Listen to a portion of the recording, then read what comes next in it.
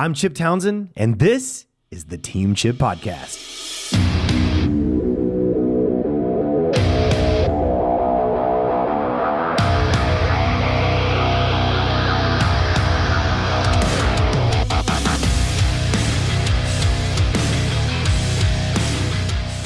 All right, guys, welcome back to the Team Chip Podcast. I'm super excited to be here with you guys again today. We're going to talk today about how to get all your students to quit. Yeah, you heard me right. Some common pitfalls, some things that I think we all do at different times that might be costing you students, or in another word, retention. You know, retention is kind of the lifeblood of the martial arts school. It's super, super important that we get our people into the school and we keep our people. And I know when I'm in, in kind of podcast mode and kind of sharing these nuggets with, school owners and entrepreneurs, any kind of business, it can sound kind of clinical and cold. I just want to remind you guys our why. Our why, first and foremost, is to serve Jesus Christ. And we do that through sharing the gifts that he gave us. So, for me as a martial artist and having been a lifelong martial artist, I really believe at this point in my life that one of the biggest gifts I've ever been given is martial arts. And I want to share that back. So that's the why, that's the core, that's the reason we do what we do. And I say that because as I go through these things, again, it can sound kind of clinical and cold, like you're just here to count beans or count numbers or whatever, but that's not the case. Just keep in mind that, one of the biggest failures of martial arts schools out there, in my humble opinion, is a lack of tracking of the business and the metrics to guide you so you can serve and feel that why that's so important to all of us as martial artists. And I think, and we've said it before, a lot of martial artists, they do it because martial arts changed our lives for the better, so much better. So then we want to give that back and share it back. So again, I don't want this to sound cold and clinical, but wanted to run through some things that I think are some common kind of, I say mistakes and pitfalls in the martial arts world.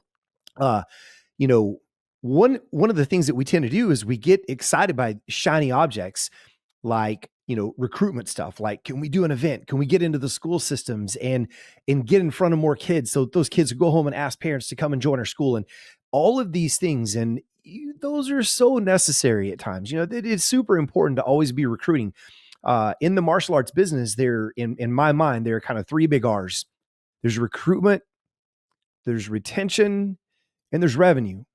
And all three have to be going in the right direction for your school to be successful, so you can serve that passion and serve your community and all those things. So sometimes we get so focused on recruitment that we even begin to spend money on marketing and Google ads and Meta and Facebook and all these different things. And we're maybe not putting enough emphasis on the retention piece. So I wanted to spend a little time talking about some things that I think are possibly costing schools. And I want to throw out there, if you're actually a martial arts school operator, owner in a business, if you're tracking your metrics correctly and you are spending money on Meta or on Google on, different type of marketing, and you're really watching that close, it can cost you several $100s sometimes per contact to get a contact back. And that's a lot of money when you're running a small business, a mom and pop shop, or you're just getting started, and it's difficult to have the funds to do that. And so it can literally cost. I was just doing some math the other day and watching and tracking our trends. It can cost a couple $100s per prospect to get someone in your door. But it's not free, but it's almost free to keep the ones you have. That's why retention is so huge, and it's an area that we need to focus on really heavily. So I'm going to run through some kind of common pitfalls. First, people need to feel welcome. We don't make people feel welcome, especially I think kind of in the old days, the front of the school is kind of dark. The windows are covered. We got to remember that people are walking into kind of the unknown. They don't know what to expect. And all they've seen is maybe something in the movies or, on some TV. I think things are changing more than ever now. We get people come in and go, hey, I did this as a kid and I want to come back to it now. Or I did this as a kid and I want my children to be involved in this as well because of what it did for me. But very commonly, we're just not welcoming. And we've got to fix that. So what do? Print a sign and put it right in the front of the front door. Welcome little Johnny, for those, little Johnny's coming in to try class. You got a trial coming in. Welcome. during those peak hours, having someone assigned to the front door just to welcome people as they come in. And any of your staff and team that comes through, if they see people, say hello, just make people feel welcome. I think sometimes something that we overlook, we're so focused on being back there on the mat and doing a great job that we forget the people coming in need to feel welcome. Another thing is poor communication. Lack of communication is the root of war. You have two nations side by side that don't communicate. Eventually, pressure cookers happen and things begin to boil and they fight. They go to war, right? Over disagreements or over whatever. But if they can come to the table and agree to agree and agree to disagree and find some common ground, generally communication allows us to not have to fight. We communicate instead in lieu of throwing down, right? So poor communication. And one of the things that happens when people sign up in the industry, it's a trend. You tend to lose more beginners, white belts, typically than just about any other level. And when people come in to sign up, they get overwhelmed sometimes. We're going through attendance requirements, curriculum requirements, testing protocols and procedures, classroom protocols and procedures. Oh, by the way, we have this event coming up that's actually a retention event. It's got good intentions, but we've got this going on and we've got that going on. And there's, oh, you want to go on hold because you need to do something for a month and you're going to be out. No problem. Here's a protocol and procedure for that. So anyway, I think we can overwhelm people with too much communication sometimes, and we can underwhelm people with not enough communication about what's going on. And that's kind of my next piece here. I think sometimes, we're guilty of, we hustle our heinies off, we market, we go do demos, we go to the local schools, we do high fives at the elementaries in the mornings, and we do a lot of things to try to serve the community and be positive, and we work really hard to get them in the door, and then we sign them up. We're excited, we have a new student, we got a new person that we can teach, and then we just kind of let them go. And we don't have any systems in place to slowly drip out that communication about protocols and curriculum and expectations and all those things so that they don't get overwhelmed. And so we lack communication systems. And when I talk about systems too, systems are key in any business.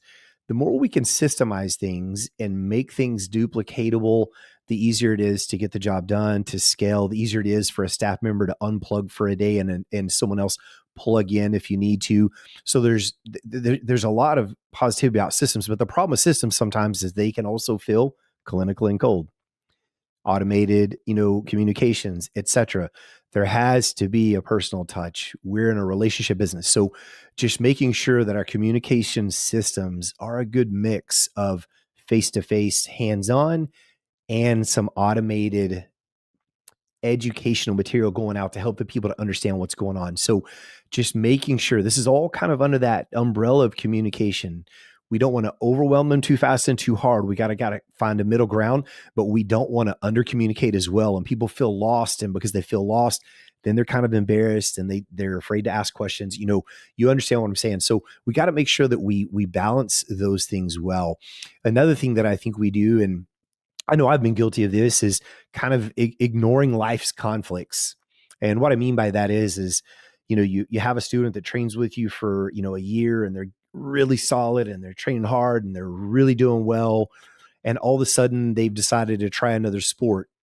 And we can sometimes kind of take that personal, like, oh man, this is your thing. You love us and we love you and we want you to be on the mat, etc. Right. And I know I've been very guilty of that. But what I think, and so it can make us maybe be a little cold to them or be a little ungraceful, if I should say. And so one of the things I want you to think about is, instead of feeling that way, which is, I think, kind of normal. I think it's kind of normal to feel a little like, oh, come on, man. But to feel honored. And let me explain this. A lot of times when kids have another opportunity to try another sport or try another activity, especially if they excel at that, don't forget, a lot of the reason they're excelling is because of what you've poured into them. And then another thing to think about, we need to be the ones who work with them well and are very graceful. The reason I say that is because we're year round. And a lot of sports are maybe a 6-week, 8-week season.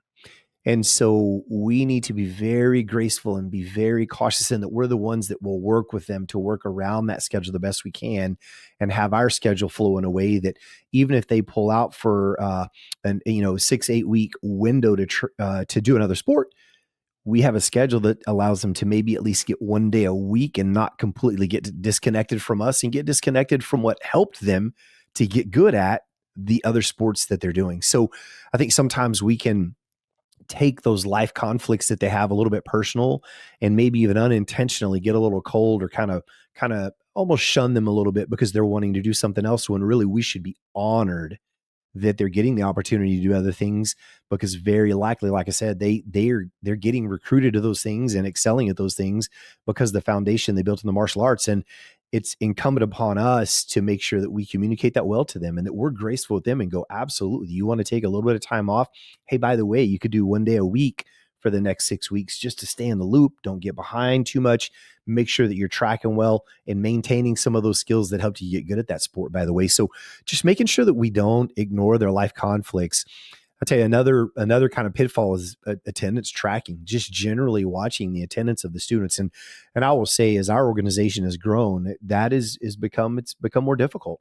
Whenever we had, 50 to 150 students and I taught every class and we had a very small team and staff, I knew every kid, I knew every mom, dad, and grandma, and I knew what car they drove, they drove. And so if somebody was missing, boom, I knew within a couple of days, I haven't seen little Susie in class. I better get up there and give her a call. And that's the other thing. When you know they're missing, do something about it. Go make a phone call, shoot them a message, just touch them. I can't count how many times I reached out to someone and just said, hey, didn't see you in class for the last 3 or 4 days. Are you guys okay? Oh my gosh, Chip, thanks so much for calling. She just got a fever. We didn't bring her in. Whatever that situation is, usually it's nothing bad, but people need a little nudge. Not to get too sidetracked, but as well as I do, whenever we get off of our normal schedule, it's easy to slide and stay off of our normal schedule. What I mean is just imagine that you've trained in the gym for 6 months, you've made gains, you've lost weight, you've gone down in clothes sizes, you're feeling stronger, and all these things are going good. You get a bad cold, and for a week or two, you're just stuffy and you back off the gym and you don't want to go sneeze on the equipment, all this stuff. And and and then 2 weeks, you kind of go, well, during that 2 weeks, I did a little extra laundry around the house. I got some extra things done. Maybe I'll take a third week. Before you know it's 4 weeks, then it's 3 months, and you're off track. And so, tracking attendance is huge. If you truly care about your students, and I think we all do, reach out and touch them every now and then, and not physically like sparring, but make a call, shoot a text if they're not in class, and encourage them. And as you grow and get bigger, create systems to do that. A weekly triage list where you're triaging weekly. Be intentional about getting on the counter. So I think that's one of the pitfalls is we just don't track attendance and watch out for our people well enough sometimes. So I encourage you to do that. Guys, another thing is make transitions as painless as possible. And what do I mean by that? Transitions from maybe one program to the next. So we have kind of age cohorts. Our 4 to 6 year olds are our little dragons or our little krakens in the jiu-jitsu program. And then we have our kids program. Then we have teens and we have adults. And sometimes the little dragons or krakens age out. They hit the age where they need to move to the kids program. Educate the parents. This is kind of back to communication. Make sure you're communicating well about what that transition looks like. Make sure that they understand the requirements and protocols. We don't just mid-cycle age a kid out and move them to the next program.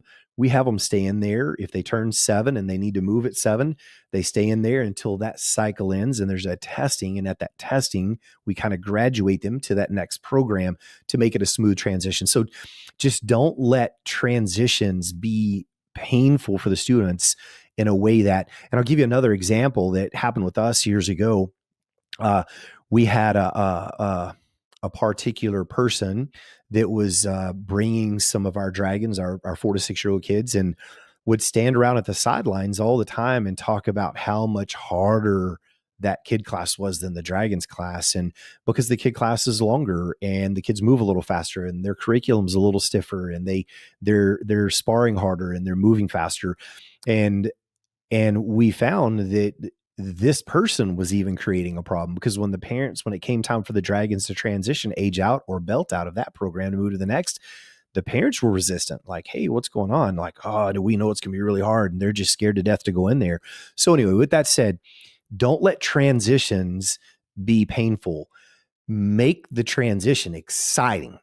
Make the transition like you're getting to move up to the big kids now. You're graduating and moving forward. You're progressing. This is going to be so exciting, so fun, so much new stuff for you.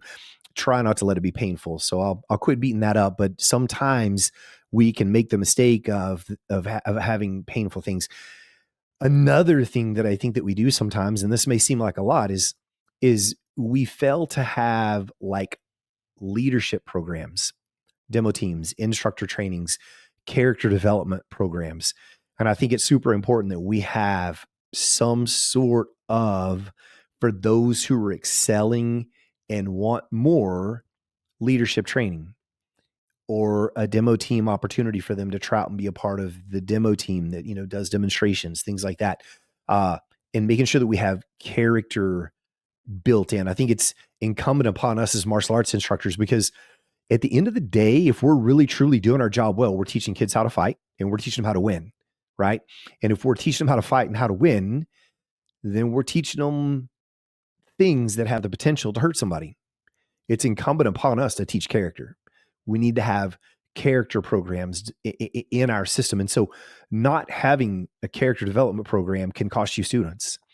Not having next steps in leadership can cost you students. Not having next steps in instructor training can cost you students. So have those programs and systems in place. Guys, the last thing that I'll kind of talk about here, I wanted to keep today kind of short and to the point, is non-functional or outdated curriculum. I know. It's hard. Like, we get so stuck in the old days and the old ways sometimes that we fail to look at our curriculum and go, is this really what our students need? So I encourage you to assess your curriculum regularly. Be looking at it and going, am I really teaching things just because it's always been done that way? And because it's a part of the kind of the history of what we do? Or am I teaching it because it's functional and it's what the kids need and it's serving them well?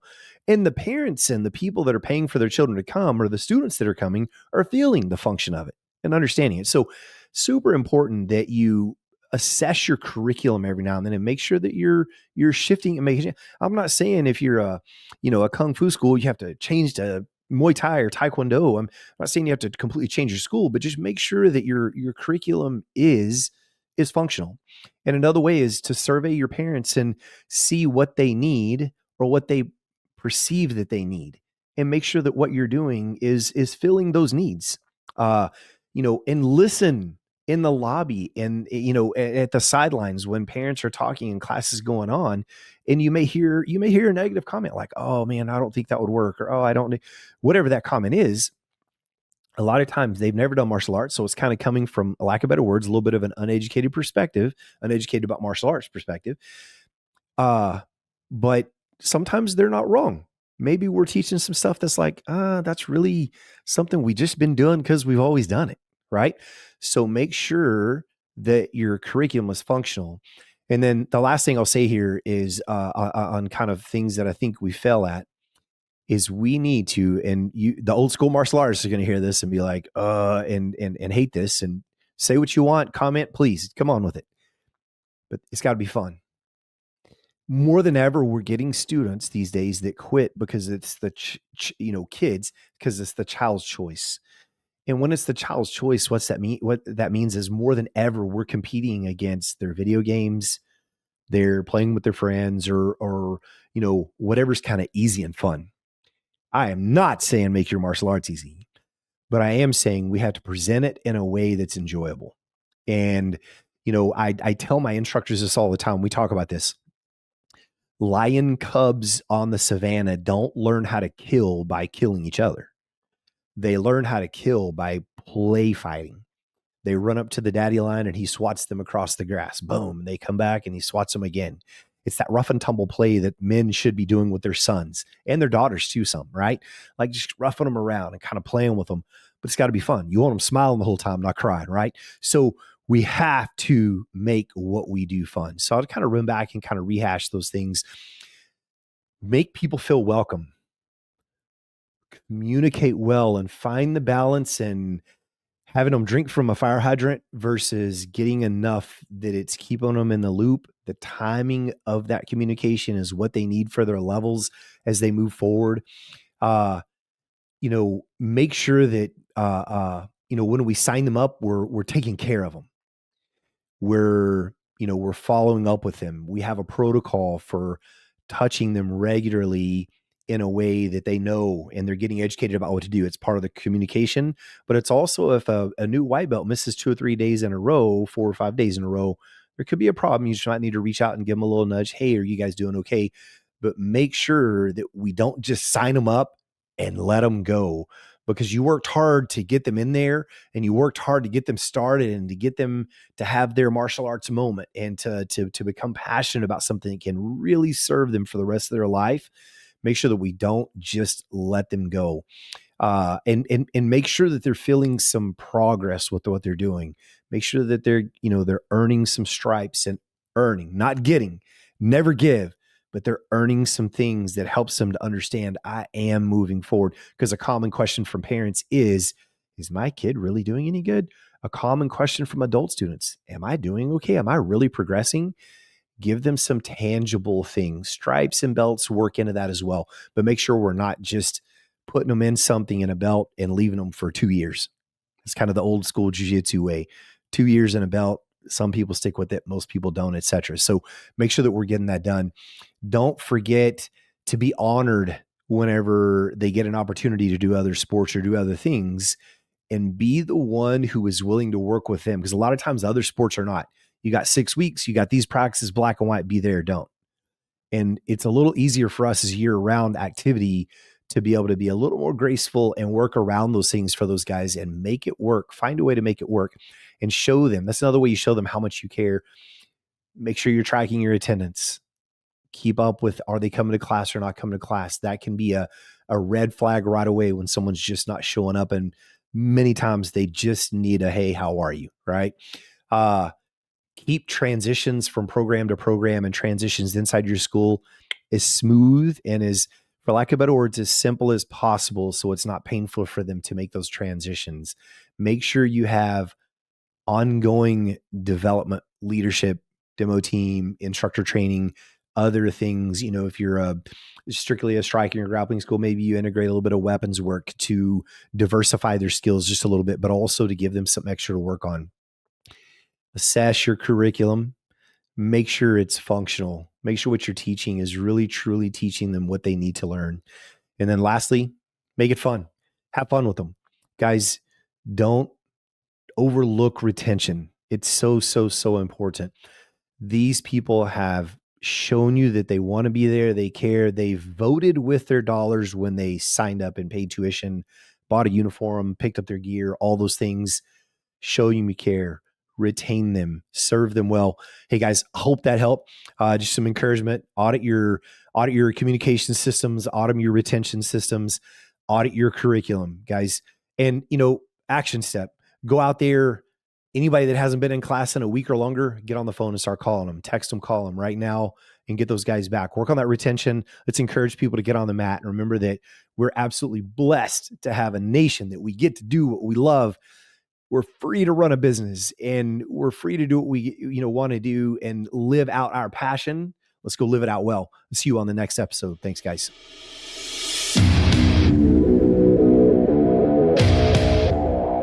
Thank you for tuning into the Team Chip Podcast. If you enjoyed today's episode, don't forget, subscribe, share, and or leave a review, because we need you. We appreciate you so much. And without you, we can't make this happen. Remember, consistency is the key to success. So go out there and never be outworked.